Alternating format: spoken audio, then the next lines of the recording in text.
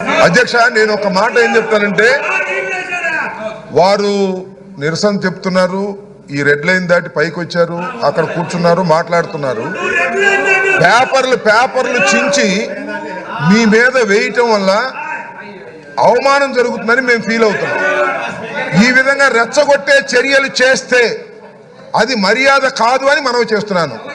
మరొక్కసారి మనవి చేస్తున్నాను, మీరు కాగితాలు చించి స్పీకర్ మీద వేయటం అనేది మీరు అవమానకరంగా వ్యవహరిస్తున్నారు. మా సభ్యులను, సభను రెచ్చగొడుతున్నారు. జాగ్రత్త. మరొకసారి చెప్తున్నా, మీరు ఎంతసేపు అయినా నిరసన చెప్పండి.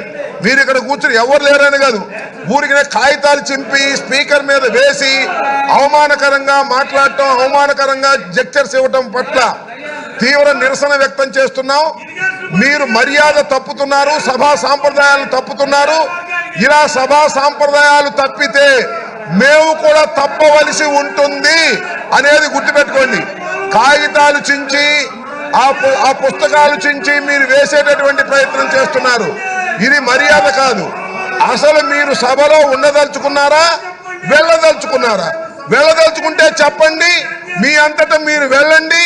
ఒకటి లేదు, సస్పెండ్ చేయించుకుంటారా చేయించుకోండి, లేదు అలా కూడా వెళ్ళరు, మార్షల్ తో నెట్టించుకుంటారా నెట్టించుకోండి.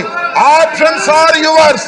అంతే తప్ప ప్రతిసారి అడ్డం వచ్చి కాగితాలు చింపి, అక్కడ ఉన్నటువంటి అమూల్యమైనటువంటి కాగితాలు చింపి మీరు స్పీకర్ మీద వేయటాన్ని మేము నిరసిస్తున్నాం.